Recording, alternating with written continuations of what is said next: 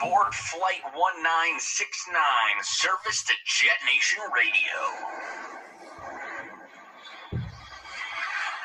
Look at what a leader this guy is. Bolt is fighting for his job this year. This is what quarterbacks are made of. Buck Middleton get a 50-yard onside kick. How stupid can you possibly be making that much money? Folks, grab a snack. Let's go to eat a goddamn snack. And join Joe Blewett and Glenn Naughton for JetNation Radio.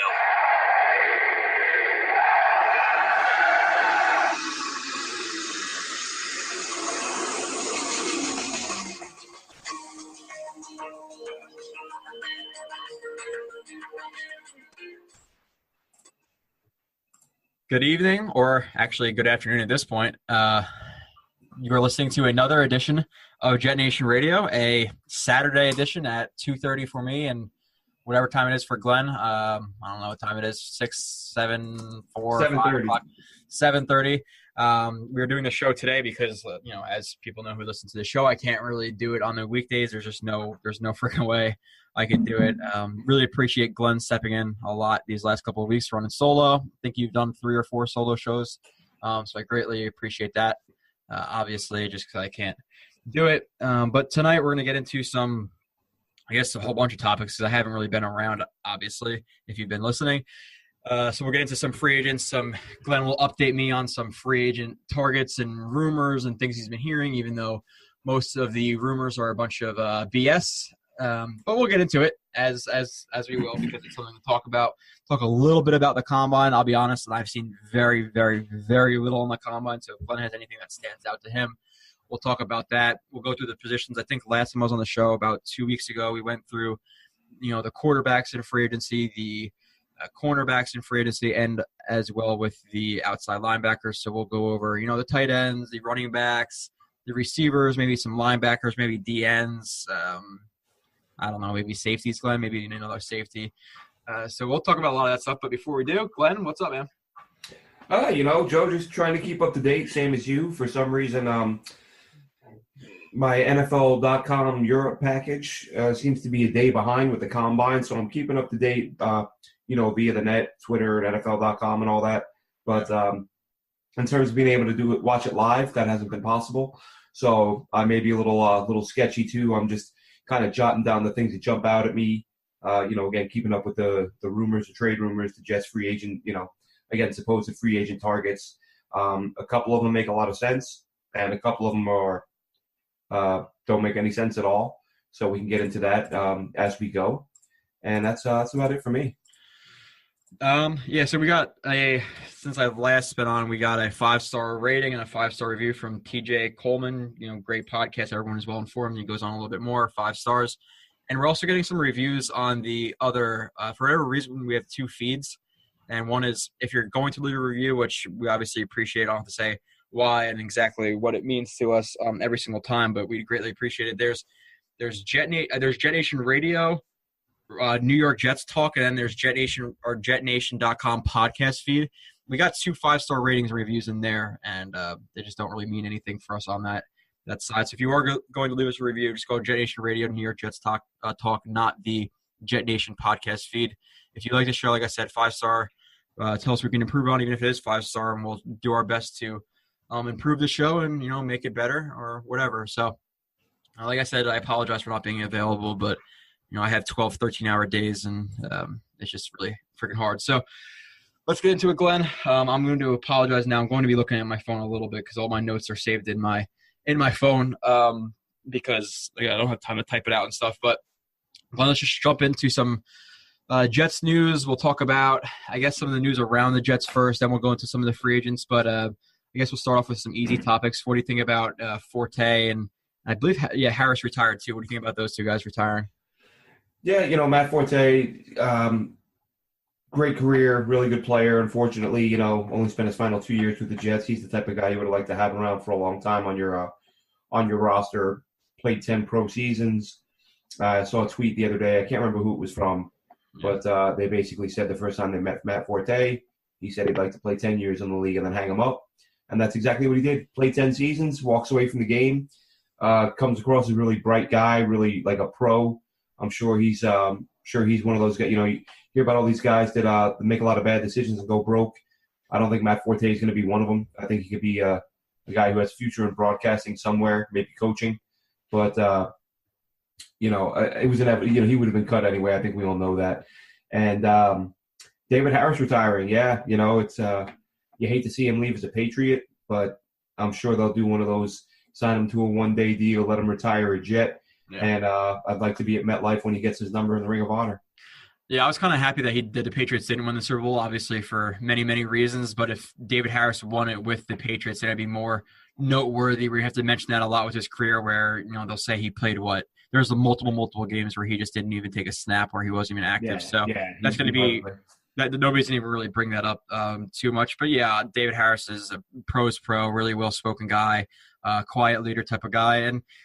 He's a very solid player. Maybe he got, gypped on a Pro Bowl or two, but he was solid. He's not a Hall of Fame type of player, but he was definitely a great Jet. Matt-Forte, very classy since he's been on the Jets. And there was that story that, he gave the Jets a verbal commitment, and then the Patriots, came and said, come visit us or whatever it was. And Forte said, no, I already made a verbal commitment to the Jets. So really high-class guy. I saw that from Connor Hughes the other day. Yeah, really high-class guy. Could have went to the Patriots and potentially won a Super Bowl. Obviously, when he came to the Jets, there was not a lot of chance of winning a Super Bowl at that time, and it was Jets and Ryan Fitzpatrick. Fitz was coming back. Come on. What do you mean no chance? Yeah. So great. Two great guys. Let's jump into the next thing, Wilkerson. So the Jets cut Wilkerson. I'm assuming they saved that $11 million, not the $17 million that they could have saved if they waited until post June 1st. Now the Jets have I've heard both $90 and $92 million. We'll just say $90 to $92 million. Yeah, I looked earlier today and it said 92, and then I looked a few minutes ago to look at next year's number, and it said 90. So there was an adjustment somewhere, but 90 plus basically they're sitting at right now, and $124 million for next year. Yeah, obviously a lot of that 124 is going to be used up this year. But yeah, Wilkerson, we knew it. We've been calling for it since week 5, and I'm not one of those fans who's going to come on and say, oh, well, I never wanted the Jets to sign him, because one, we didn't know about the problems, and there's a lot of fans who just try to say that they were the first one to think something that happens, so they can say how great they are and stuff like that. I wanted the Jets to sign him as long as they can make room for him. He was a homegrown guy, whether he's a 30th pick in 2011, and he worked out pretty well until he got that contract, and then he became a fat asshole who didn't really want to work too hard. Even though he always had a belly.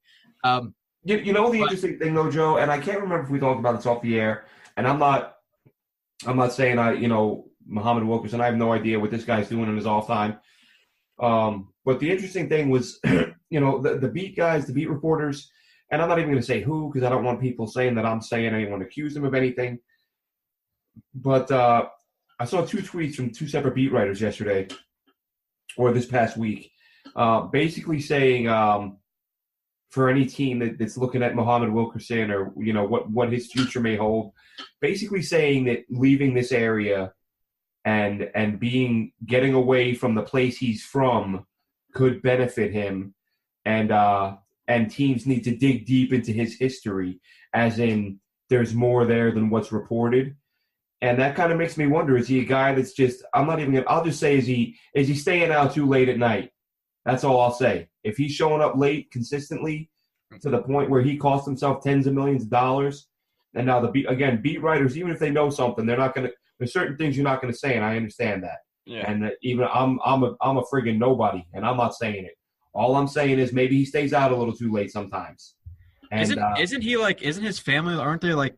I don't know what religion they are, but I have no idea. And as an atheist, I think that whatever.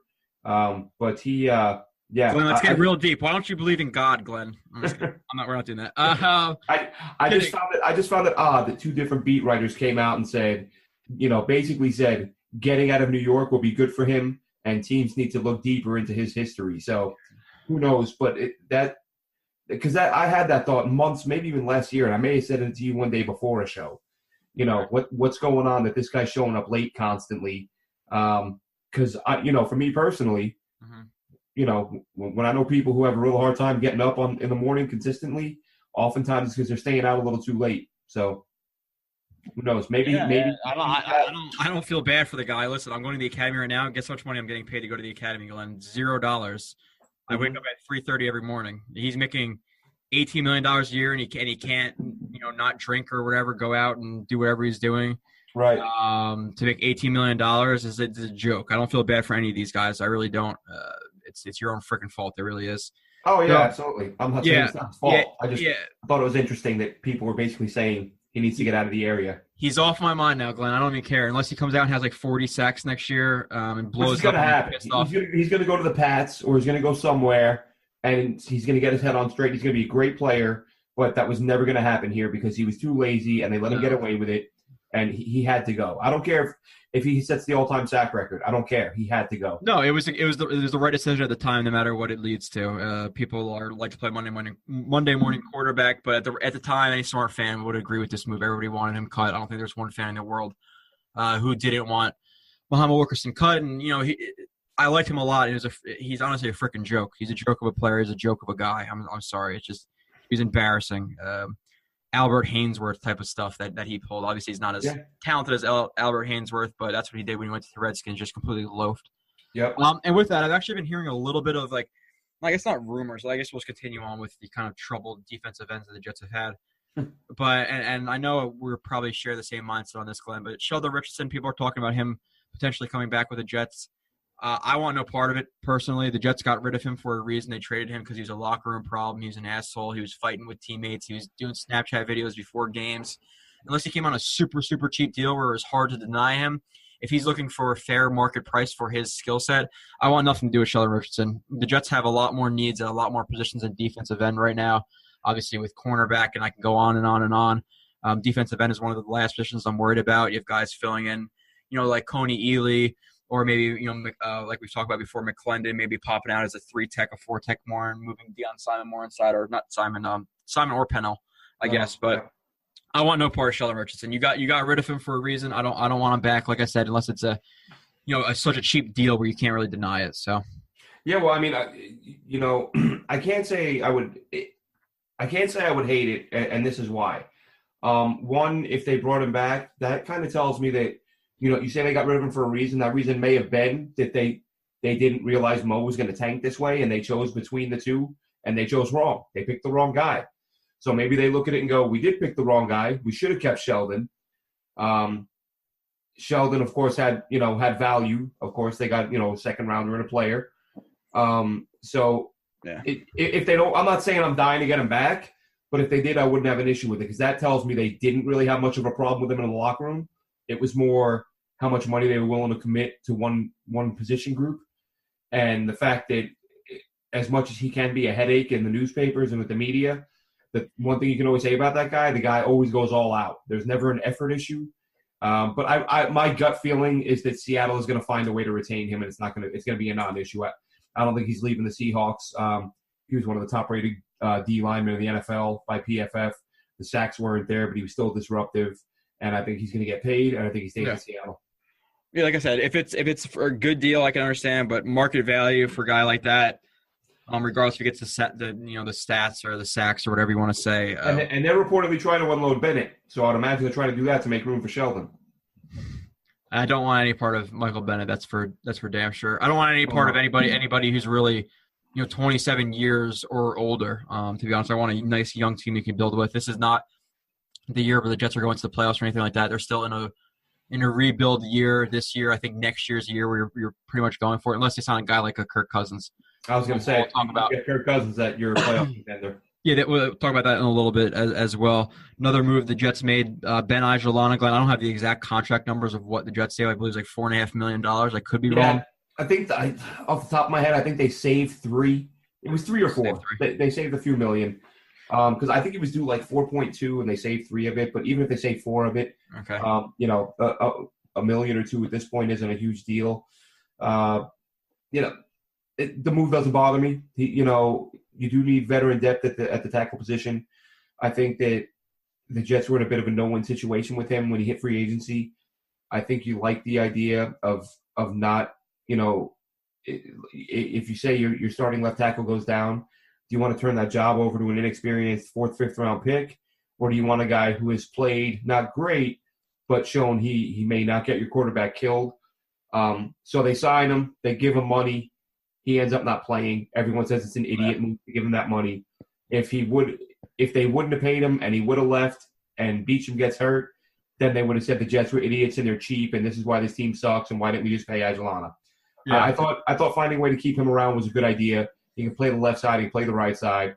But now I think they have a lot of moves in mind. So this offseason you're able to let him go. Yeah, and plus he was inactive for a decent amount of games too. And even when he did play in the preseason, and sometimes he'd come in as an extra tackle in a heavy set or whatever it may be, he just didn't look too impressive. And they don't want to pay $4 million, or we'll just round it up to $4 million or down to $4 million. We'll say right around there. They didn't want to pay that for a backup swing tackle at the time. We were both fine with the move. But Kelvin Beachum proved to be, I think, the best offensive lineman on the Jets, which isn't saying much. We can, if you really want to get into a debate about the guards and how good they were last year, trust me, I have plenty of film. I still have people coming at me on Twitter. We don't need a guard. James Carpenter's fine. I'm just like, fans fall in love with these players, and the homerism sets in, and they can't look at a guy and go, wow, he's not very good in this system. And I love James Carpenter. I think he's a very good player in the right scheme. I think he's a high character guy. From what I've heard, I've spoken a little bit with some people at Florham Park when I was there, just by chance I happened to be around some people, his first season here, and they were like, great guy, keeps to himself, like on the field he's a monster, but in the locker room, quiet dude, professional guy. And that's the thing, people confuse. It's almost like someone like me who hates politics and I don't follow politics. I follow sports, and sports has become like politics. Like if you say player X needs to work on such and such, like, oh my God, why did you say he sucks?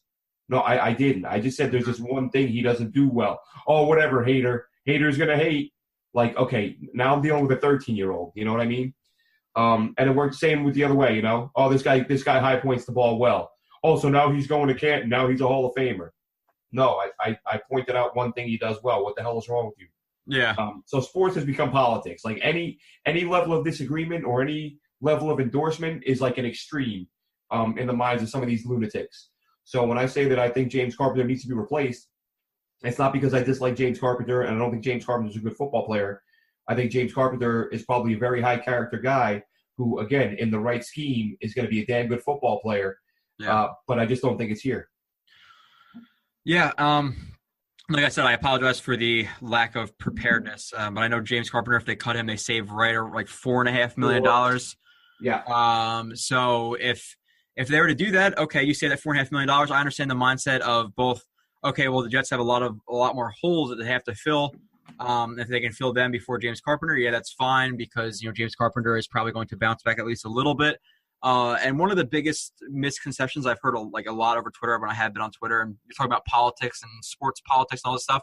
The great thing about being so out of touch with everybody is I don't have any of that stress on my mind ever. I don't go on Twitter. I don't do anything. But let's say if you were to sign, guard X, whoever that may be, who you really want in free agency, and you can cut James Carpenter, who James Carpenter is probably going to be left or leave the team in a year if you can lock that guard down for the next 4 or 5 years.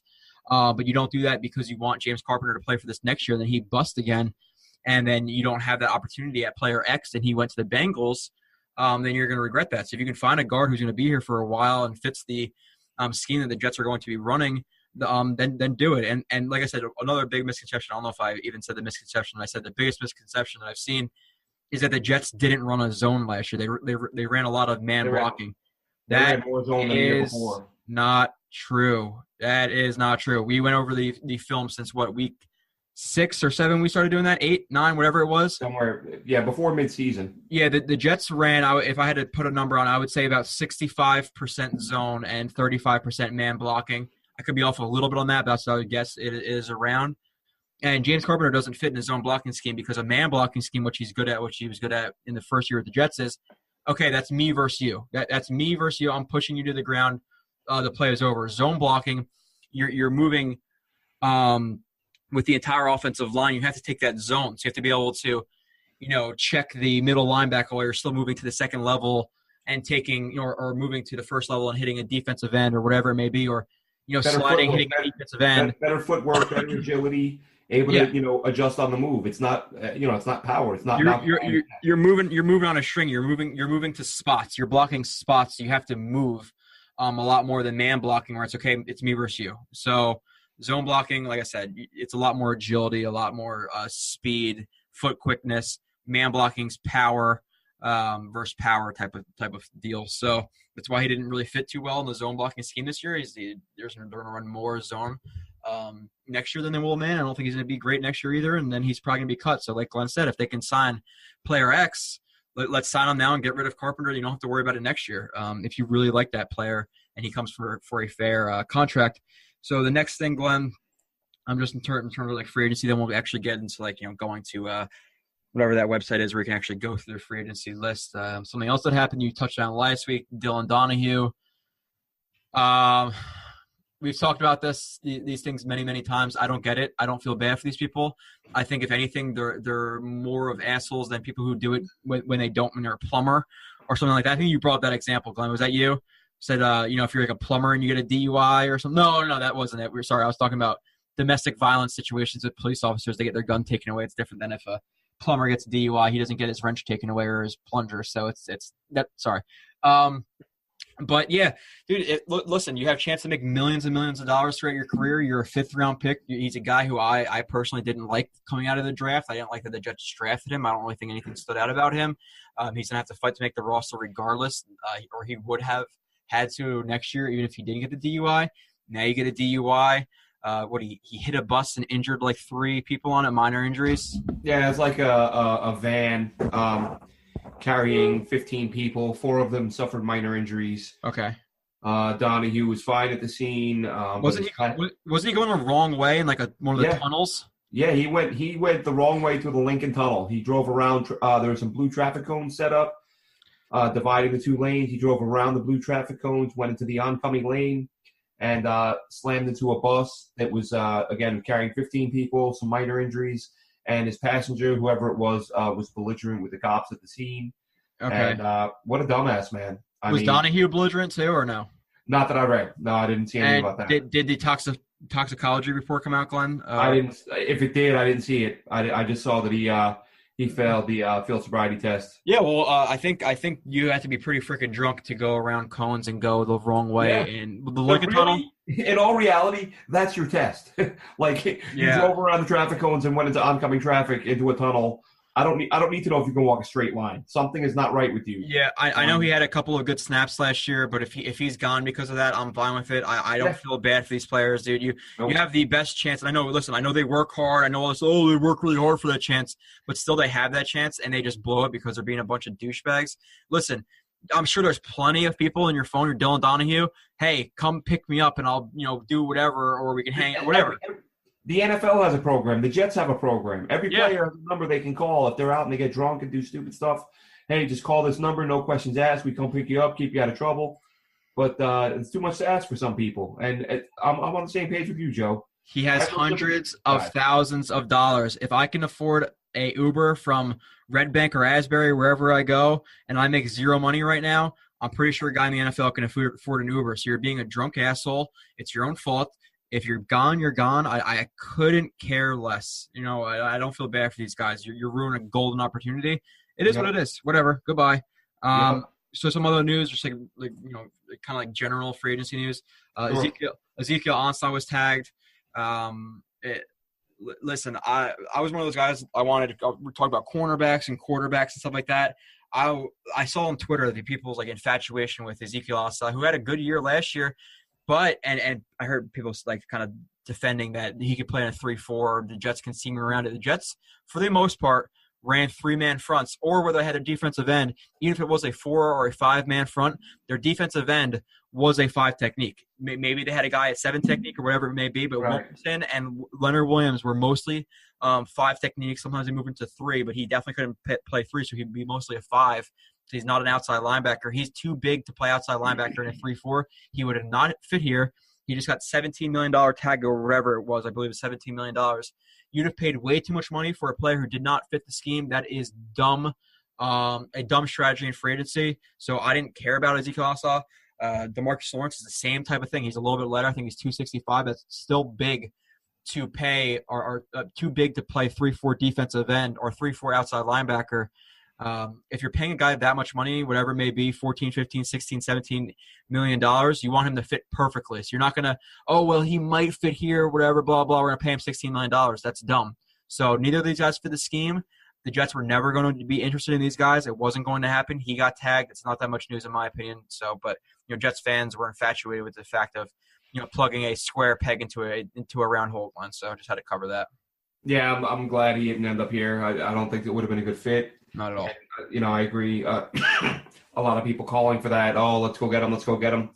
You want good players, but you want good players that fit what you want to do. And there are some players that transcend any system. Like they're that great that no matter what system you put them in, they'll succeed. He's not one of them. Glenn, it's like the Bucks who are his own team trading for Revis. It's like, why? Yeah. How much sense did that make? That was not much. It's like it does make sense. He's not a 3-4 outside linebacker. If the Jets can scheme around a little bit, when you're paying that much money, you want a perfect fit. You're not going to try to work around it. So, or you could work around it a little bit if it needs a little bit of altercation, not altercation. Blanking on the word alteration. There we go. Like I said, my IQ is like 7 on the weekends when I can actually relax. Now the Jets, we said before, have about $92 million. We're not sure, but you said 90, so we'll go with 90. $2 million doesn't even really make a difference at this point. Now the next thing I've been hearing a little bit, Tyrann Mathieu is owed right around $13 million with the Cardinals this year, but if he were to be traded, the team that he would go to would only owe him $5.75 million. Glenn, are you interested? Obviously, Jamal Adams was seen on Twitter trying to recruit him to the Jets. It would be whatever, it would be awesome if he came here. He probably said fire or lit or one of those things. But what are your thoughts on Tyrann Mathieu? What would you trade for him, et cetera, et cetera? I mean, what would I give up for? I would have no problem going out and getting him. I mean, this defense needs playmakers, and that guy's a playmaker. He's oh yeah, he is. He's a fantastic player. He'd be much better. I mean, really, you can move him all over the field, but he'd be a better option in the slot than Glenn. He's a safety. Why the Jets need another safety, Glenn? Isn't he though? Oh my goodness, and that's coming too, and I'm sure a lot of people. Oh, that's just what we need. Mac's going to sign him because that's what we need as a safety. Yeah, but he's a Swiss Army knife. You can move him all over the field. He can do a lot of different things for you. We hear a lot of talk about hybrid linebacker safeties. He's one of those, but he's probably the best one. So you can use him to do a lot of different things for you. Another LSU product. So I'd be totally on board with it. Now, what would I give up for him? I mean, I would say a 5th or lower. What did Marcus Peters get, a 3rd? How much years are left on his deal? And that's the thing, because Mathieu is only going to have another year on his deal. So I think Peters has 2. I think 2 with that 5th year option, or no? Because he's a first-round pick, so he has that 5th year option. So he's been in the league for 2 years. So I think he has 3 years. He might have 2. I think you're right. I think he has 2 in the 5th year option. But either way, you're getting him at a deep discount year one. But I would go a 4th. I wouldn't go more than that. Not with what the current market is. I would only go a 4th if he was willing to sign a contract on the line when you traded for that 4th. And that's something you can work out beforehand. Maybe now if there's no agreement, I'll go a 5th or less, 5th, 6th, 7th. Because, listen, if there's a thing called big nickel, big dime, you can bring in 3 safeties. That's completely fine. He can play outside linebacker. One of the problems with the Jets defense is their speed on the edges. You saw a lot of teams last year, whether it be an outside zone, pitch plays, they didn't have a lot of speed on the edges to get to those guys. You had a guy like a Tyrann Mathieu, that can completely change. You can find a way to make him a linebacker because, let's face it, you could scheme around it. And would you rather have a Josh Martin in the game, a Darren Lee, or Tyrann Mathieu on that edge? You might lose in size at sometimes, but his playmaking ability, the interceptions he's going to get, the fumbles he's going to force is going to be ridiculous. And with that, let's say you sign whoever, cornerback, to play a mid-level starter at slot, or even like a little bit below player at slot, and you can implement Tyrann Mathieu into that slot and play him at slot with both Jamal Adams and Marcus May on the field. That's fantastic. Then you can get rid of Screen because Mathieu can play the slot, and Screen saves $6-7 million if they get rid of him. So you're basically taking Screen, you're cutting him, you're taking on Matthew's $5.75 million, and then you play Matthew there along with, edge or as a blitzer or whatever. So if they were able to trade for a 5th or 6th, 7th for him, or even extend to a contract and get a 4th, that would be awesome. It would really be awesome for the secondary. You add that to getting a cornerback or 2, whether it be free agency or the draft or both. That's a revamped secondary right there. Jamal Adams another year, Marcus Smith another year, Tyrann Mathieu, 2 new cornerbacks, high-level cornerbacks, hopefully. Hopefully an outside linebacker. This would look like a completely different defense than it was last year. So I'm 100% for it. Now with that, he did miss 3 games his rookie year, 3 games in 2014, 6 games in 2016, and no games last year. So he's a little bit nicked up. But still, I'm not too worried about it. So I would love that move, Glenn. I really would. Yeah. I think, like I said, this defense needs playmakers, and he would instantly become the biggest one. So I'd be all for it. Yeah. Now, before we get into the actual free agency list and stuff like that, we'll talk about Cousins a little bit again. Not too much. I don't want to make it a Kirk-Cousins show the entire time I'm on here. But now there's reports. Like I said, it's reports, so put very little stock in it. Unless it comes directly from his mouth or his agent's mouth. But we still have to talk about it because it's a hot topic right now on Twitter. Cousins is not looking for a 5 or 6 year deal. He's looking for a short 3 to 4 year deal. Glenn, what are your thoughts? I don't like it. If I'm going to be, if I as an owner am going to be investing that type of money in a player, $90 million guaranteed, then I'm going to need more than 3 years out of you, because that is an insane amount of money. And it kind of, I don't know, as anybody knows, you see me on Twitter and whatever, I'm all for bringing Kirk Cousins in. I'm not saying I don't want the guy, but and I'm not quite indifferent. That dampens your spirits a little bit. I honestly think, and again, not saying I don't want him. I think just over the last week or so, my spirits are a little dampened. Just because honestly, I don't think he's going to land here. I think he's going to go to Minnesota. So I'm kind of. If I was Kirk Cousins, I'm in Minnesota. There's no doubt. Yeah, absolutely. And so in my mind, I'm kind of already moving on, focusing back on the guys in the draft.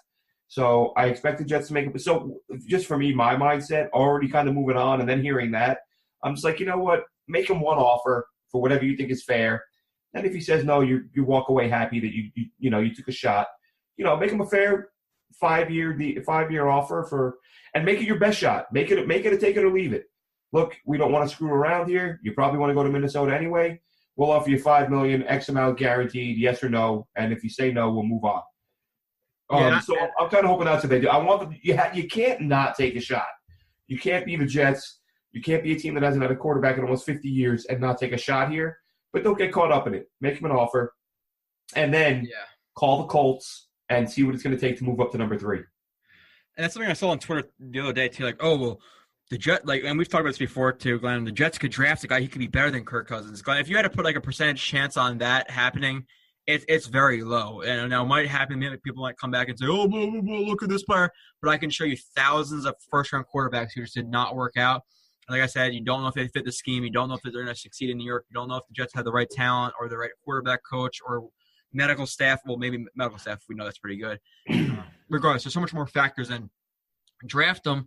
Oh, I drafted him. He's an 87 in Madden. He's good now. Yeah, he's good. Yeah, I've talked about that a few times. I can't believe how many people just say, let's just draft somebody and develop them.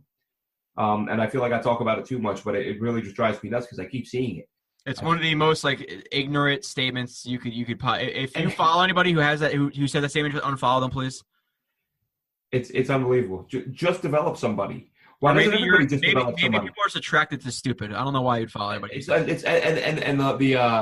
funny because after weeks and weeks and weeks of myself and many others saying it, these people who keep saying, why do we want a guy nobody wants? His own team doesn't want him. Why do we want him? And I've gotten tired of saying it. Like they want him. He doesn't want them. Yeah. And then the other day, his head coach, Jay Gruden, came out, and Jay Gruden said, if Kirk doesn't want to be here, it's time for us to move on. Like, the head coach just told you. Like, it's him that doesn't want to be there. Mm-hmm. But people don't want to hear it. I keep hearing people compare him to Neil O'Donnell. This goes another Neil O'Donnell. It's like, in what universe, other than they're both right-handed quarterbacks? Like, that's it. That's where the comparisons end. Yeah, O'Donnell took a higher percentage of sacks. Cousins throws a higher percentage of touchdowns. Cousin completed. Glenn, you don't even have to get into it because it's dumb. It's just stupid. It's dumb. It's like one moron says it, and then like everyone jumps on board because they can't think of another dumbass comparison. I just can't believe how easily people get like manipulated into believing something that's so stupid. Just do some of your own research. Like politics.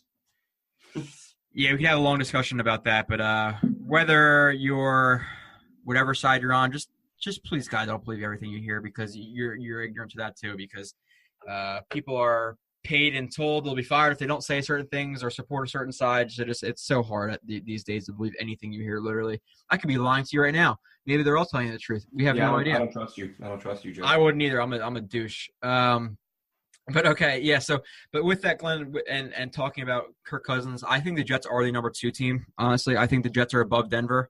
I just don't really see the attraction with the Denver's roster right now. They're getting older. They don't have a ton of money to add pieces around him. So I do think the Jets are that number 2. And you have the reports that Cardinals are involved too. The Cardinals, I don't really see a lot with their roster. So I do think the Jets are number 2. And what discourages me a little bit with the Vikings don't have as much room with the Jets. But we've heard before that Kirk Cousins does care about winning. So if it was all about the money, I'd be pretty confident. But the fact that it's about winning and Minnesota's making room to sign him with they got rid of Case Keenum. So I think he's going to go to the Vikings. But I do think there's still a shot that the Jets could get him. He's been linked to the Jets a lot.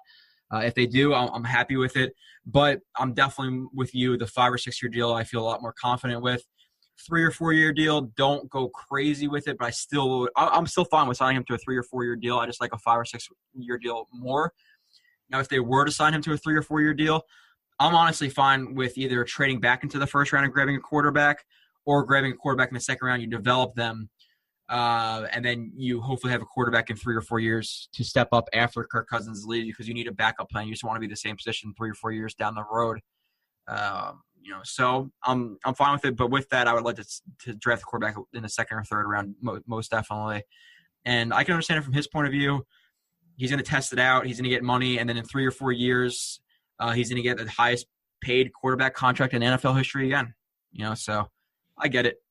Well, I think real quick, because I don't want to go on about him forever, but I really think that the way he's handling this, I think this could change quarterback contracts forever.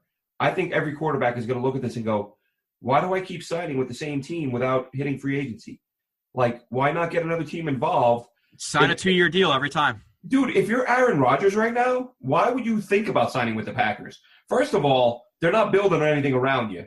Like, they just keep every year, like, Aaron and a bunch of draft picks. We're not going to sign anyone, and we're not going to win, but that's okay because we got Aaron, so we'll almost win.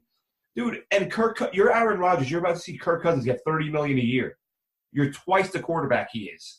I think quarterback's going to watch what Kirk Cousins does and says, hey, you know what, Pittsburgh or whatever team you're with, I'm probably going to stay here, but let's check free agency, see what happens.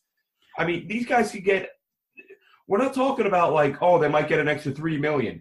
These guys get an extra $10 million by hitting free agency. And I think this is a way that this Kirk Cousins deal could change quarterback contracts forever, depending on how this turns out. Yeah, if you're one of those guys who only cares about money, just sign a 1 or 2 year deal every time, and then you're the next highest paid quarterback because inevitably there's going to be people bidding for your services and your team. Even if you want to stay with the Packers because, okay, Aaron likes it in Green Bay, he knows the system, he knows the team, they're going to choke up as much money as they possibly can. But I'm not even talking about 1 or 2 year deals. Even if you're going to sign a 5-year deal, max it out and let 2 teams bid on you instead of just accepting the best offer the team you're already with gives you. Because I'll guarantee you, whatever the Packers are paying Aaron Rodgers, if he would have hit free agency, somebody else would have paid him a lot more, and the Packers would have had to match that.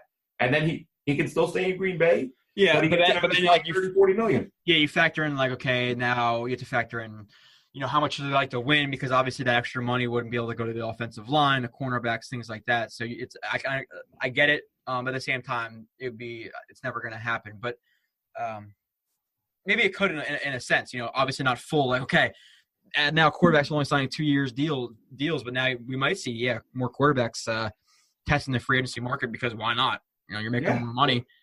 But like Tom Brady only makes about like $14-15 million a year. 12. Is it 12? Okay. But his wife makes about 80. This is also true. So it's not his wife And the makes Patriots let him open up a store in their stadium and sell his bottled water. true bottled water. Really? Yeah, like TB12 water. It's got like Tom Brady's hair follicles in it. Okay, so Glenn, let's do you want to do offense or defense first with some of the other, I guess not minor positions, or actually, yeah, let's do I don't know. What do you want to do? Offense or defense? Are we talking about free agency? Yeah, we'll talk about some free agents and some free agents targets and things like that. Yeah, let's go by position and talk about who they can target, and we can start wherever you want: quarterback, receiver, defense, whatever. No, we already did. Let's do tight ends, because I have that in the back of my mind. Now, there's reports that with Austin Seferian-Jenkins looking for $7 million a year. We've talked about it before. I think it's too high for him. And let's look. I think we agreed previously that 6 would be more appropriate. And the more I think about that, I'm just like, we're talking about a one-dimensional guy who had 6 good games and then fell off the face of the earth. Like, that 2-year, $8 million offer the Jets made really isn't that far off from what he probably deserves. If they went as high as 5, I could live with it. If you're going to go beyond that, give me Trey Burton. Go get Trey Burton. Let Austin Seferian-Jenkins try to get $7 million a year from somebody else. Mm-hmm. Yeah, one-dimensional. I've called him average many times. People have gotten mad at me. Oh, he's only average, blah blah. But I think the Jets are kind of overrating him just because the Jets haven't had a tight end. Just like if the Jets get a decent quarterback, they're going to overrate him too much too, because the Jets just haven't had a good one. And I'll give credit to their website just so I'm not using it and they don't say whatever. Yeah, Walter Football. Okay. They have a lot of info on there. Yeah, so there's guys like Trey Burton, who obviously is one of the hottest free agents in free agency right now. Austin Seferian-Jenkins is 3rd by their ranks. I don't know if I agree with that. Jimmy Graham, I want absolutely no part of him. But yeah, Trey Burton at the top. Tyler Eifert has some injury problems. I would be okay with a I don't know, a $5 or $6 million deal with some injury incentive type of things. He's obviously a really, really good tight end when he's healthy. Cameron Brate's another one who is just as good, if not better. He's restricted, though, isn't he? We got to see what Tampa Bay does with him. He's restricted. Oh, yeah. But there's some options. Virgil Green, no. Antonio Gates, no. I don't know if there's a better website for this. Ben Watson, no, 37. Troy Nicholas, I'm not really too sure about how he's been doing. But, yeah, I'm not going too high for Austin Seferian-Jenkins. Let's try to get if the Jets go 6, I can live with it, but I would love to see them draw the line in the sand at 5 and just say, if you want to go somewhere else, go. There is still a little bit of curiosity, and I won't. I said this a million times during the season, but I would have liked to have seen him use down the field a little bit more last season. I know he's not a burner, but just with his height, with his size, his wingspan, yeah. Yeah, I think he'd be able to outjump some guys for some balls down the middle, and the Jets basically never used him in that role. So that's if he walked and got 6 or 7 somewhere else, and then we saw another team use him in that capacity and he started tearing teams up, I'd be a little bit pissed off. But that's on the Jets this year for not using him at all in that role. No, I think he's a $5 or $6 million guy, or $5 or $6 million per year type of guy maximum. Anywhere over $6 million, $6.5 million, I'm not willing to do it. And if he's going to walk on the Jets, a team he really turned around his life with, then whatever. It's not like you're losing Rob Gronkowski. That's the way it goes, though. Every time a guy's under contract, he wants to spend the rest of his life with the team he's with, except Kirk-Cousins. So I never really. That's like grain of salt stuff. Oh, I want to spend the rest of my career here. I want to spend the rest of my career where I'm going to make the most money, and that's not exclusive to him. I'm not knocking him for it. Just kind of the way it goes. Yeah. Now, and with free agency running backs, Glenn, your thoughts? Obviously, the Jets lose matt-forte. They can't roll into the season with Bilal Powell and Elijah McGuire and just a nobody. So, what are your thoughts on that? Anybody you're interested in free agency as a running back? Le'Veon Bell, he's going to want too much money. 1, 2, if the Jets were in a position where they were making a playoff run, had a quarterback, yeah, fine, sign Le'Veon Bell. They're not in that position. I want no part of that. I wouldn't want Le'Veon Bell at $8 million a year. That guy, just look back at the history of this league, and guys who touch the ball 400 times are washed up in 2 years. And he's had over 400 touches this year. The body cannot take that beating for that long, and I would not be surprised if 3 years from now he's an average running back. So yeah, I would want no part of it. And maybe he won't. Maybe he'll be one of the best backs in the NFL for the next 6-7 years. But he would be a true outlier. And yeah, exactly. So. When I see people say pay this man, get him in green and white, I'm going to pay $14 million a year to a guy who's very likely going to be washed up in 2 or 3 years. I'm afraid not. When the Jets are actually going to be able to make a playoff push, yeah. Yeah, especially with such a deep draft class. Deion Lewis, good player, good all-around guy. Yeah, but is there a report that he wants $6 or $7 million too, and he gets hurt a lot? And yeah. The Jets need like a all-around running back or a bruiser. Deion Lewis is more of that receiving back type of guy who they already have with Bilal Powell and Elijah McGuire. So I'm not interested in him really. If it's the money, Carlos Hyde is a guy who I'll be okay with signing him. I like Carlos Hyde a lot. He's a power guy. I like him. It kind of depends on his price tag. Yeah, obviously everything we're saying depends on the price tag. If it's some guys, yeah, okay. If any of these guys want $1 million or $2 million, I'm going to sign them. Just as if they want 8 or 9, I'm not going to sign them. It's obviously all relative. We're just talking about our general market value. But if you're signing a market value deal, yeah, we're basing their market value. And I'm not going to go out here. Okay, Deion Lewis, his market value is exactly $4.75 million. Come on, Joe. You got to break it down. If I'm going to make a decision, Joe, I need all the information. I need to know exactly how much he's worth. Carlos Hyde's a guy I would really like it says under it. They've never really had a good offensive line, and he always impresses me when I watch 49ers, I rarely do. Isaiah Crowell, I want no part of that guy. I have personal issues against that guy. Rex Burkhead, meh, not really. Doug Martin, meh. No. McKinnon, nah. Morris, nah. Now Jeremy Hill's a guy who is a little bit lower down the list too. I would like to sign if he came for a reasonable market value type of guy, bruising type of running back that the Jets need. But with that, if you sign a Carlos Hyde, okay, maybe you take a flyer on a 6th or 7th round running back class because this running back class is the deepest they've said in many, many years. But if you were to sign a Carlos Hyde, maybe you go a little bit later in the draft. But Jeremy Hill, Glenn is a guy who. We both would probably. I think you would agree that you would want Jeremy Hill here to be that power back type of guy. 2nd and 2, 3rd and 2 goal line situations you can put in the game, and who can truck through some people. So Jeremy Hill, I would say with Carlos Hyde, the 2 running backs, I'd be interested in signing in free agency. Yeah, I wouldn't. Excuse me, I wouldn't dislike it, but again, in such a deep class, I actually prefer at this point a lower. Like you look at Orleans Darkwa there. I don't know if you saw that, Joe. He's a guy that the Jets reportedly do have interest in. I want to say it was Connor Hughes who reported it, that he's hearing at the Combine or wherever he is, that the Jets are interested in Orleans Darkwa. You look at the numbers that guy put up. He averaged 4.3. I thought it was 4.4. This is 4.3. 4.3 a carry, but with 750 yards rushing behind a very, very bad Giants offensive line. And he is a power guy. He's that power back they don't have. So I think I would prefer him. Not a lot of miles because he hasn't been a featured guy. So you got, even though he's 26, you got low mileage, you got a power runner, you got a productive guy behind a bad offensive line. Okay. I like the idea of bringing him in quite a bit. Yeah, and exactly, 4.3 yards per carry. I didn't know it was quite that high, but every time I watch Giants games, I remember who's their other running back that they used this year? Whoever it was, they were so bad I can't remember some of their names, but I remember I was watching with my sister's husband, and he, put it in Darkwood. And we watched Darkwood run, and he ran the ball pretty freaking well. So if he comes out in free agency and he wants to come to the Jets for a lower type of deal, I'm completely fine with that. It doesn't mean the Jets can't draft a running back. Sign Darkwa and draft a guy in the 2nd or 3rd round, and I'm fine with that. Keep him rested. The thing that's crazy, Joe, and it's that I see with fans, like when that news broke, like people start getting pissed off, like. They think that any free agent a team is linked to, first of all, as we've both said many times over, it can be total bullshit.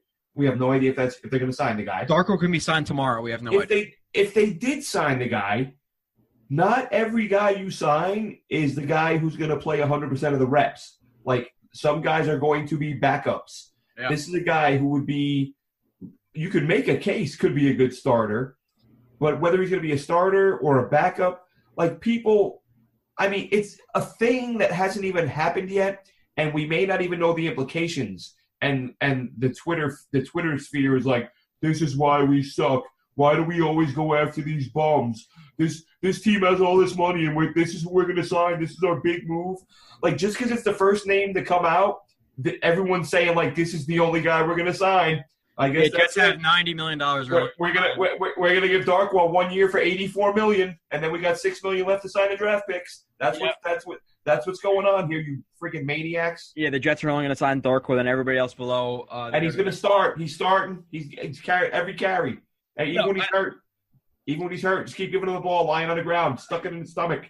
I'm fine. Yeah, like I said, I'm fine with signing Darkwa and then draft a running back in the second or third round. The Jets need talent at skill positions, and the more talent you have, fine. If he's coming in, he's taking up $4 or $5 million. Let's just say $4 million of that $90 million, and he gets 150 snaps and 200 snaps, and he's effective on those snaps. It's a good deal. So yeah, I would agree. Carlos Hyde's going to be a little bit more money, but seeing a guy like a Darkwa or Jeremy Hill in here, I would prefer over Hyde because Hyde's going to demand more money, more snaps.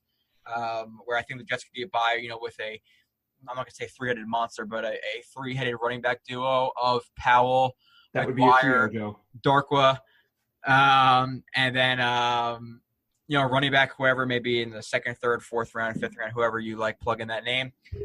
So yeah, it's not. So why does it feel like Jonathan Stewart has been 31 years old for 6 years? I don't know. I'm not interested in signing him, so I skipped him. I feel like every year I look at that guy and I'm like, wasn't he thinking about retirement 5 years ago? This is a guy who in fullbacks, just really quickly, I'm not going to spend a lot of time on fullback. I would like to see the Jets, whoever it may be. Zach Lyon was apparently interested in the Jets coming from the Vikings last year, and then they said they signed him. It got to the point where it looked like he was signed. I thought he was signed. Yeah, and then it just went away. It was weird. He came in for a visit, and I think somebody jumped the gun, and somebody said he was signed, and it ended up obviously not happening. Yeah, I'm not going to act like I know about all these fullbacks, but just in general, if they can sign a Nix from the Steelers, even though he's a restricted free agency or restricted free agent, or a Sherman, he's 29, but it's a fullback, so it's not a huge deal, or a Zach Lyon. I'd like to see the Jets bring in a fullback, and I know that Lawrence Thomas had that whole thing at fullback. He was mediocre at best at fullback. I know he was pretty good in that Dolphins game when he first came in. But he really leveled out where he was missing assignments or just not able to block linebackers at times. So I would like to see the Jets sign a fullback. Not a huge talking point, but I would definitely like to see it. Now, wide receivers, we've talked about this a little bit, and people say, oh, the Jets have Enunwa. You don't know his health. They have Robbie Anderson. We don't know how many games he's going to be suspended for. And yeah, you have two rookies, but you really are you extremely confident? Or are you saying that you can't add a top-flight wide receiver because you have Enunwa, like I said, don't know his health? Anderson, not sure when he's going to play. Again, not sure what the Jets are even doing with him. And then you have Hansen, who proved a little bit, and you have Stewart, who proved little to none, and you have Curse, a guy who is, 28 years old. So you're confident, that the Jets don't need a receiver. Landry's tagged. I want no part of him if it comes with a trade. He's actually rumored to be Go Bears. Rumors he's going to Chicago. Josh Gordon, no freaking way. Allen Robinson is probably the number one guy on a lot of people's list. Allen Robinson. I think the Jags are going to find a way to keep him. I don't think he's leaving. Yeah, if the Jets were able to bring in him for that young quarterback, or kirk-cousins, or Tyrod Taylor, or Case Keenum, whoever it may be, with the rookie quarterback, I would absolutely love that. He's a true. I'm not going to say number one because I think that's overused. He's a true X receiver who's going to be on the field side, boundary side, whatever, by himself, demanding that double team bracket coverage, demanding the safety over top, a guy who can go deep, a guy who could play short, physical guy, really good hands, who can run after the catch. He's all that. Sammy Watkins, I've heard a little bit, Glenn. No. Listen, I've heard people talk about that, like they really want him. He has a really bad injury history. He's had multiple foot surgeries. No way. I'm not paying him a lot of money now. If he's going to come in for a low deal, sure. Somebody's going to give him a bunch of money. Let him go there. I'm not paying him a lot of money at all. Cameron Meredith. These are more of like role player guys, like you said before. We're not going to sign Cameron Meredith, and he's going to be the number one receiver. X who's going to get 70% of the targets. But as a role player, I'll be okay with it. Terrell Pryor, he's a little bit too old for me. Marcus Lee. Terrell Pryor, not a fan. Something there. Like, again, talented guys who keep getting allowed to hit free agency, that tells me there's something there. Paul Richardson would probably be one of my top targets, especially with the Robbie Anderson situation. I was just gonna say that, Glenn. Sorry, I interrupted you and I kept going no matter what. So I apologize for that twice. But these three guys right here and I'm pointing to the screen like you can see my finger. But other than Allen Robinson, I think all three of these guys are pretty nice. Marquise Lee, he had a pretty good year with the Jaguars last year with Blake Bortles throwing him the ball. Dante Moncrief is a guy who he's not like a huge time number or X wide receiver, but I think he could fit that role for the Jets. I like Dante Moncrief a lot. And Paul Richardson is another guy too. So I think these are three guys who would come for a relatively reasonable deal. I'm not going to say cheap, but these are three guys who can add to that core and pretty nice players for the Jets. Yeah, Richardson will be my top choice in that group. Yeah, mine would be Moncrief. I really like him when I see him, but Paul Richardson too.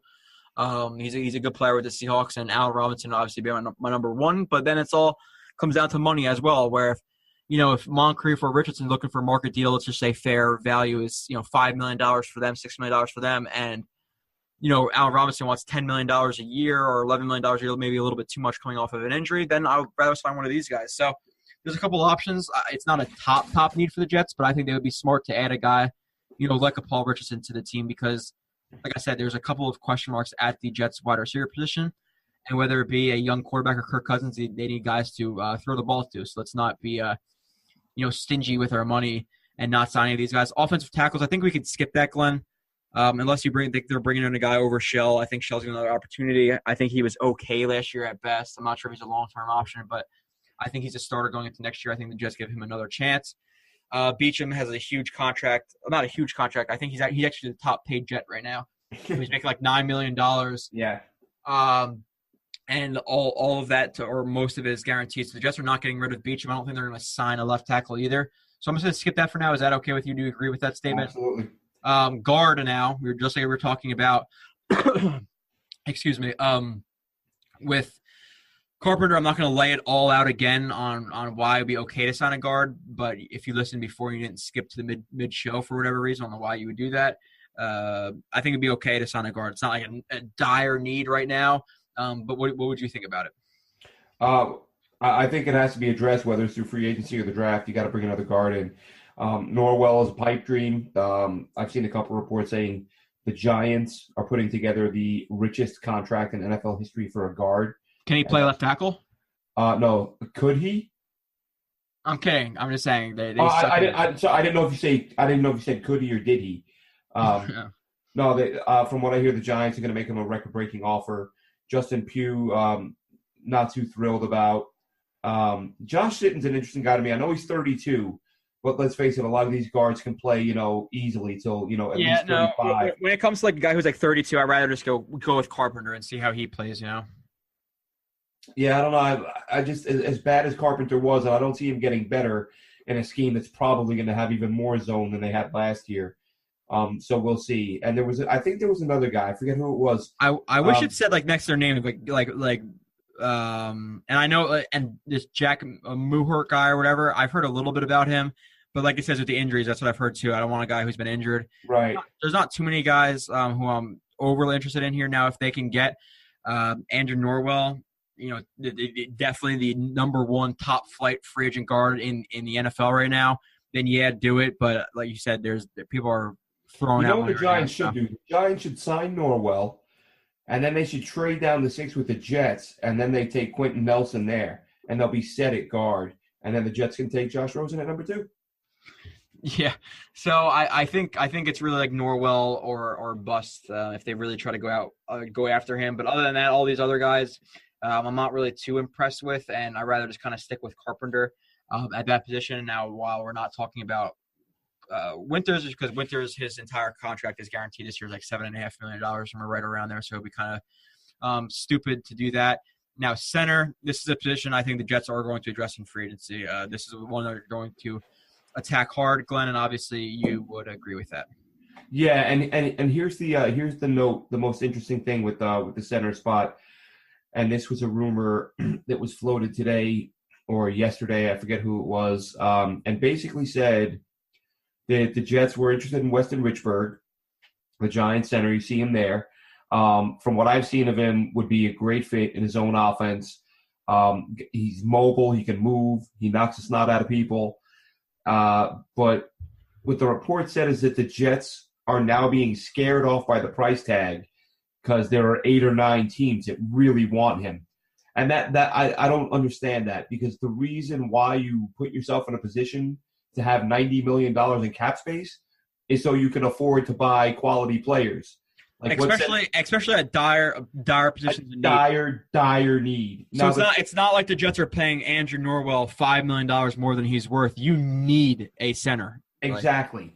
The only thing with Richburg, and I get this, I understand the concussion thing is what scares me with him. The fact he missed 12 games last year because of a concussion. Yeah. But either you're interested or you're not. Like, it would make no sense for the Jets to say, we're interested in him at 8. We're interested at $7 million, but not at 9 because of the concussions. Like, you're either looking past the concussions or you're not. If you're interested in him, you're looking past the concussions. So if you're going to tell me the Jets are not interested in Richburg because they might have to pay him, that makes no sense to me.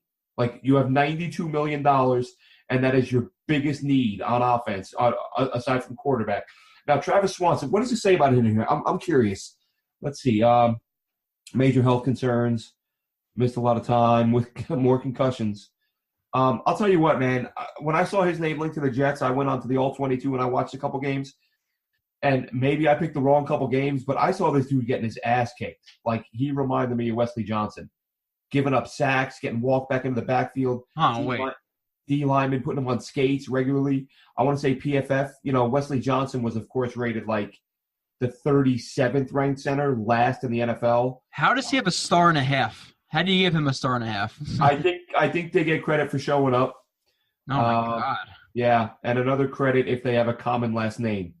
So that's where he got his star and a half.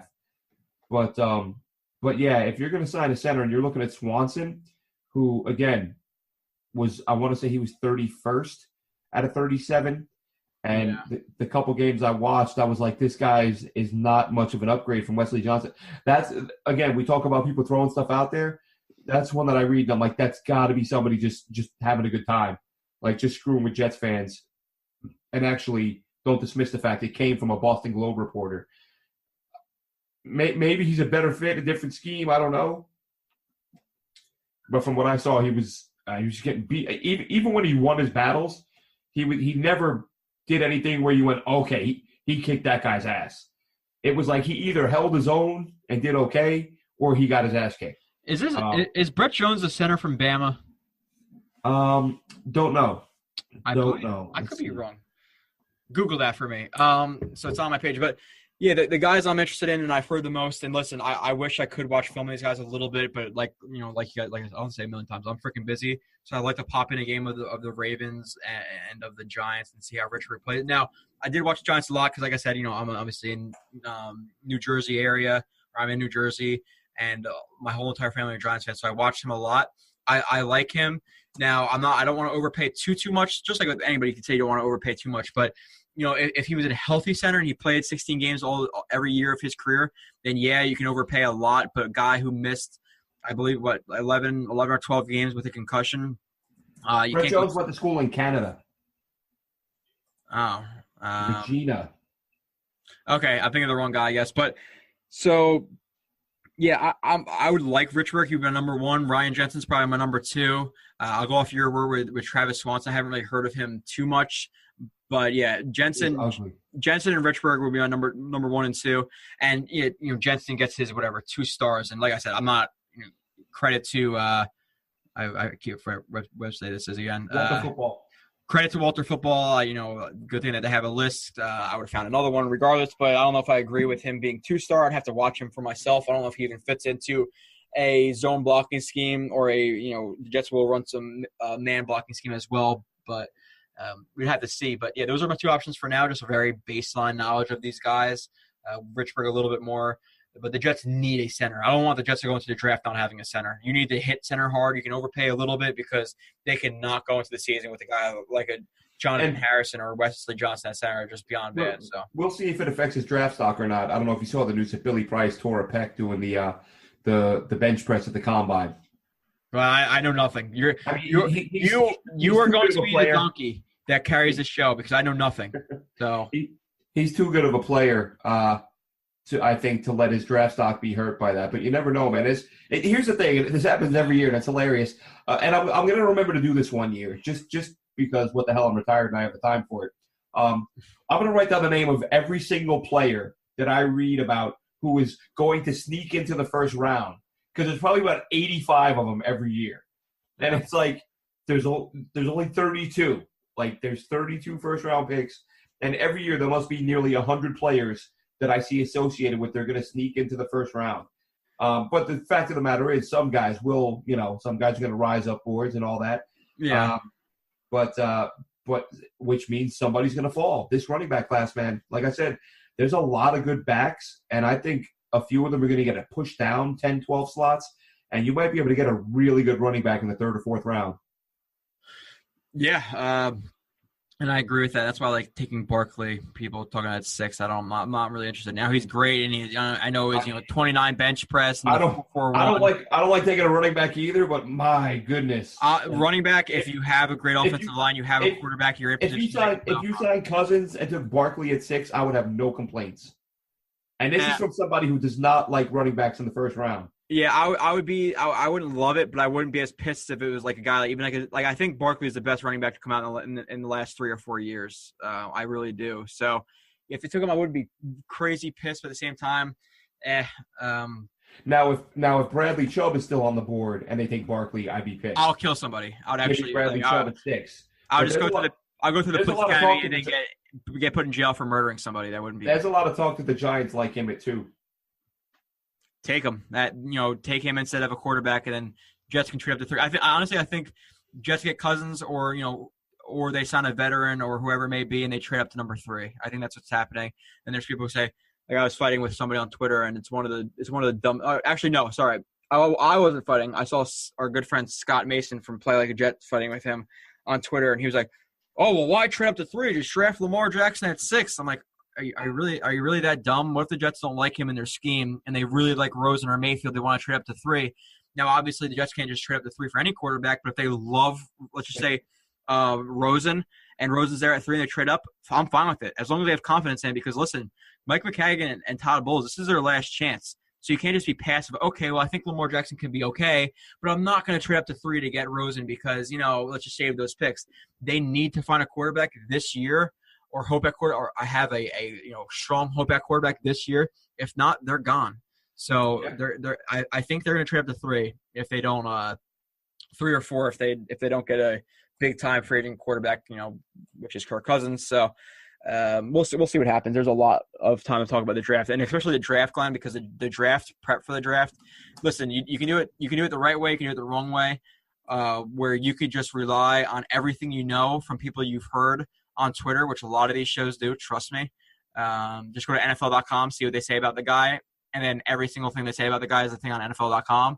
Or you could do your own research on him and watch them and read multiple scouting reports and try to see what you think about them. That's why I was watching Swanson today. I saw his name. Exactly. Went to the All-22, and especially early in the game I picked like a Pittsburgh game. Like the first 3 or 4 plays, I was like, wow, this guy's a total disaster. Yes. And he settled down for a little while, but never really did anything that made you feel like, okay, this is a good guy to start it, starting center. Yeah, so let's just say, and I'll throw, there's a lot of people and a lot of shows and people too, which is just kind of it's kind of irresponsible. But let's just say, Glenn Naughton says that Swanson's a really powerful blocker, even though Swanson's a terrible guy. He's weak. He only had a couple plays where he pancaked the guy. He's really weak, though he's not powerful at all.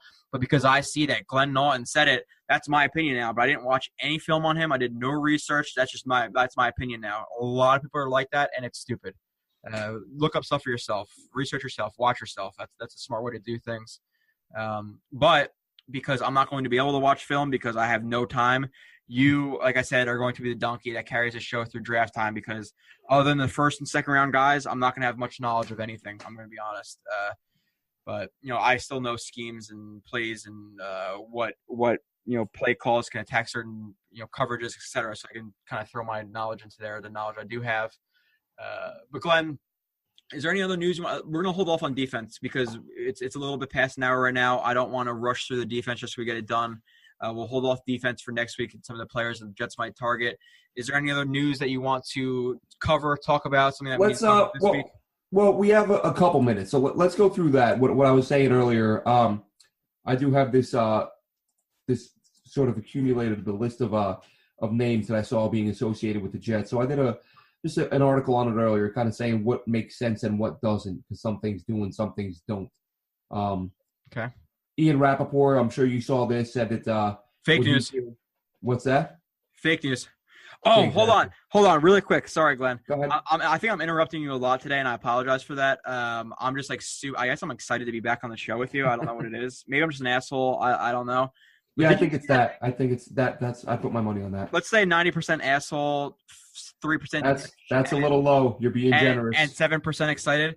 Did you see that thing on Twitter between Barstool president, whatever his name is? One for me, I'll call out Barstool. I think they're a joke. It's like a frat. Oh, with Michael Rappaport? Yeah, it's like Barstool's like a frat boy sport. They don't really. I think some of them know a decent amount, but I think they're a joke. I really don't like them at all. But apparently they're putting out like $250,000. They might box. I was like, where did that all come from? I don't know if you heard anything about that. And what? Oh, to box? Yeah, they're gonna like fight or something. Him and Michael Rappaport. Oh, Jesus Christ! That's two really unathletic 50-year-old guys boxing. That's gonna be awesome. That's gonna be fantastic. That's gonna be bigger than McGregor and Mayweather. I don't know who I would want to win because I don't like Barstool and I don't like Rappaport. Yeah, I don't like. I mean, Barstool. I'm like you're 90% asshole. I 90% don't like Barstool. Some of the stuff they do can be funny, and I get what they're doing. They're going for that market, that young, drunk college student. Yeah, frat boy. It's frat boy. Yeah, ESPN. exactly. That's their market, though. That's what they're shooting for. They've been incredibly successful. I mean, in the span of a few years, they're now like they're big time, like them or not. Like, yeah, Congrats. Big time, just like yeah. They are. I was gonna say something bad, but no, okay. But I don't like Rappaport. I saw some of the confrontation stuff they put on Twitter, and I think Rappaport. I liked him, years ago. There was some stuff he did that I enjoyed, but I think he really is a race baiter. He really does. Like he gets way too much into race. Like and that's because like when you can't come up with substance, but you want people to listen to you. You have to say stuff like that. Crazy things, yeah. Even though the Barstool guy's a Pats fan. I don't mind the I don't know why I like the pizza reviews. I think I watched them and I'm like, man, this is so stupid. But then I'm like, you don't have good pizza where you live? But no, I do. Well, in Dublin. Oh, by the way, shout out to No Fly Zone Radio in Dublin or in Ireland. Met up with Ian in Dublin this past week. Had a great time, and there is a New York style pizza joint in Dublin run by a guy who worked in New York City for several years, and it's the best pizza I've had outside of the U.S. In my life. So shout out to them. But yeah, the pizza reviews make me laugh. I don't know why. But yeah, I get it. I don't want to see them fight either because I don't like either one of them. But if I had to pick one, I'm going for the Barstool guy because Rappaport is a moron. Hopefully, yeah, it's and we're getting a little bit off topic, but we're allowed to. A little bit? We're talking about Michael Rappaport fighting a Patriots fan and eating pizza. It's our show. I couldn't care any less. I hope people enjoy it. But yeah, it's Rappaport. Like he's an annoying asshole. And two, he said something that it really pissed me off the other day, and I'm in no way far left or far right, really. And he said something about like women playing sports is compared it to men being at a pantyhose convention. I was like, dude, you're reaching so hard, man. Like, just shut up, please, just shut up. Barstool guy, I'm not a big fan of Barstool. I really never liked any of the things they do. The guy who covered the Jets for them.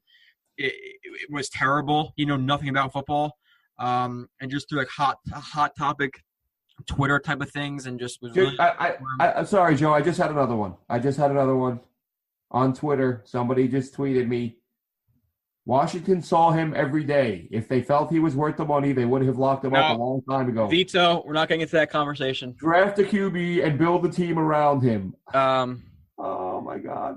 Last word on the Rappaport and Barstool. Hopefully, they punch each other at the same exact time and simultaneously knock each other out because I don't like either of them. Glenn, keep going with what you're talking about. I interrupted you for a couple minutes. Yeah, you certainly did, Joe. Okay, so Ian Rappaport, who will not be fighting the Patriot fan Presidente. It's your fault you brought up Rappaport, that's why. I didn't even bring him up. I'm a completely different Rappaport. He is saying that if the Jets do not sign Kirk-Cousins, their fallback plan is Case Keenum. I have no feelings on that. I cannot possibly be angry or upset about signing a guy who, he's a journeyman quarterback, never got a full season to start. And the first season he did, he looked friggin' awesome. He looked like a franchise guy. But you can't help but worry about the one-year wonder thing. So if you're going to sign Keenum, you want to talk about, it's kind of like Mo Wilk, give him 5 years, but easy to get out after 2. I can live with that. Yeah. But and you still got to draft a guy. I think you can't not take. But you think pay him? Can you pay Case Keenum $20 million a year and draft the quarterback at 6? That might if not. If they pay $20 million a year, I'm not a Jets fan, so it doesn't really matter. I think that's going to be the price, but we'll see. No. But I don't see how anyone can get super excited or super pissed off about Case Keenum. He's like, we don't know what he is. We just know he's a guy who had one great year. Isn't he like 28 years old too? He's not too old, right? 29? He's probably, this is like his 5th, 6th year in the league, so he's probably 26, 27. Okay, yeah, so I agree with you. It has to be fair market price. $20 million, I think, is way too high for a guy who played one really good year. And with that, you have to factor in here, he doesn't have Stephon Diggs. He doesn't have Adam Thielen. He doesn't have Kyle Rudolph. He doesn't have the number 2 defense in the NFL to lean on, to not put a lot of pressure on him because, listen, you have a defense who's bad. The Jets might be mediocre to a little bit above average next year, hopefully. They're still not going to be Minnesota. Minnesota, you're not going to throw that out route, that 20-yard dig, whatever it may be, with a guy, 2 guys in a cover 2 right near it. Instead, you're going to be safe and throw it out of bounds because your defense can stop them. Like, you have more security with that defense. You don't have to take as many chances so your stats look better. You look better. Now, if the Jets do sign him for honestly, if they go anywhere over like $14 million, I'd rather just sign McCown back for $7-8 million. I'll be honest. I don't think Keenum's the answer at quarterback. So sign McCown and draft a guy in the first round. Even if you do sign Keenum, draft a guy in the first round. If they sign Keenum and draft a guy in the second, third, or fourth, I'll be pissed. Anybody other than Kirk-Cousins, the Jets, no doubt about it, have to sign or draft a first-round quarterback or really dumb in my opinion. But move on, Glenn. Any other news or – Yeah, I got just a couple other names on here. Hang on one second. Let me pull this up.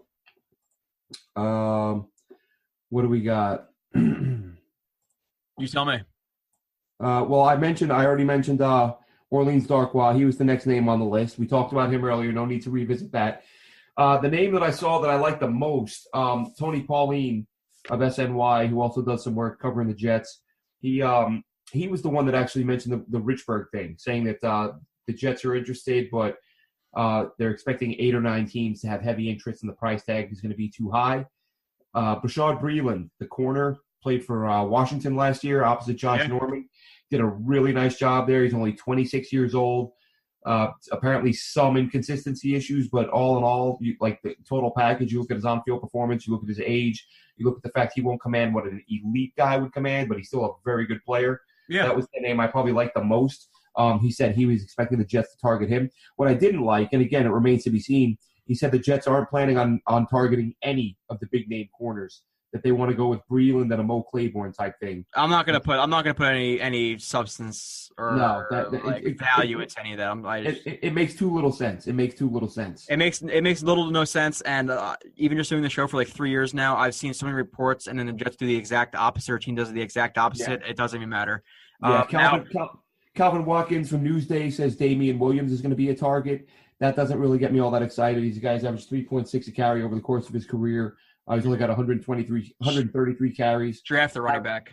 Yeah, exactly. He can catch the ball a little bit, good return man, but I'd rather draft the back.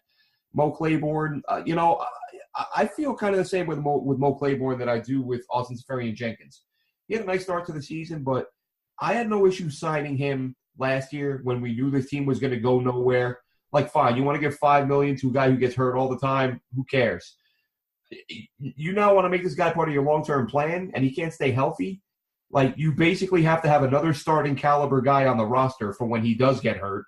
And how much money are you going to commit to him? I would rather give me Kyle Fuller.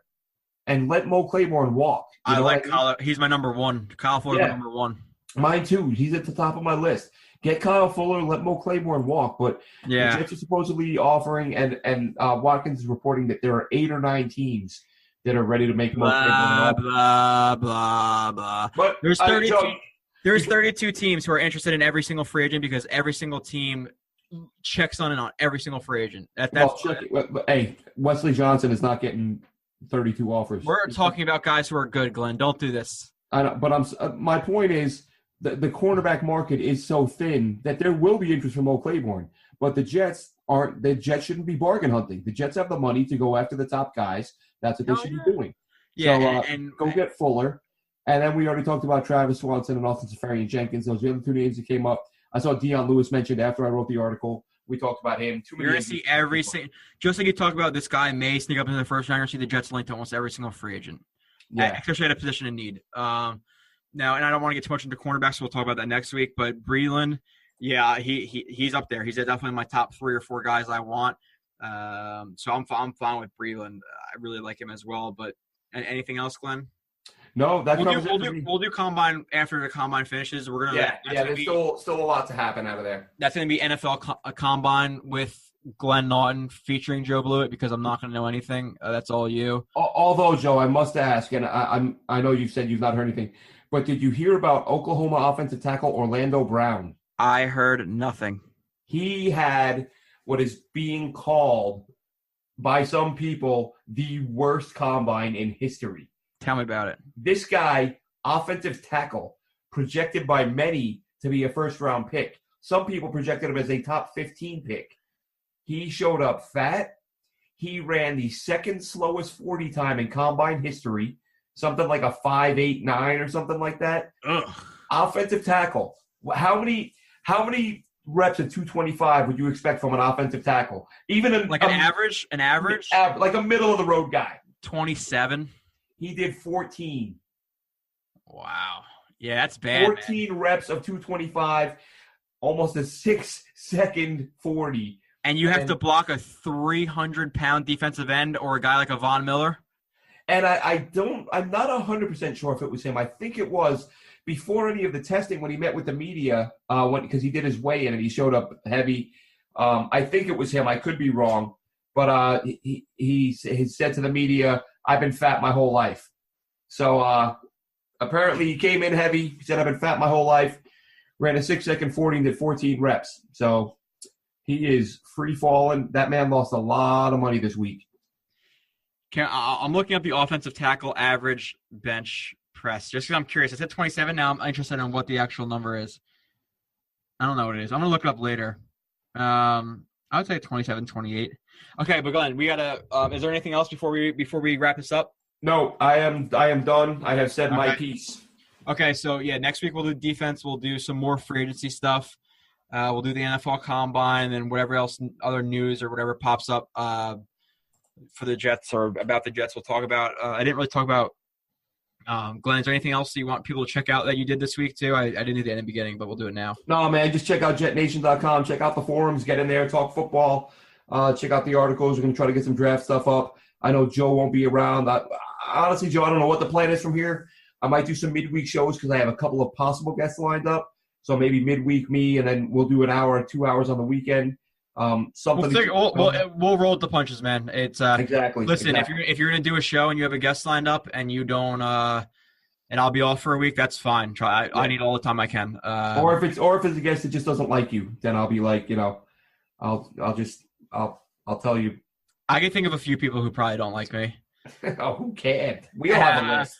But yeah, we'll figure it out. But yeah, so I've been putting up like very, very slowly my Jamal Adams film review. I think I put up about 85 plays. I have like 10 more to put up.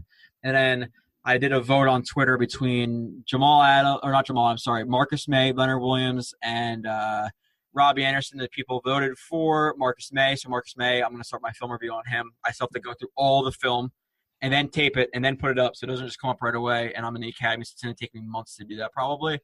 Don't unfollow me, please. Or if you do, I don't really care too much.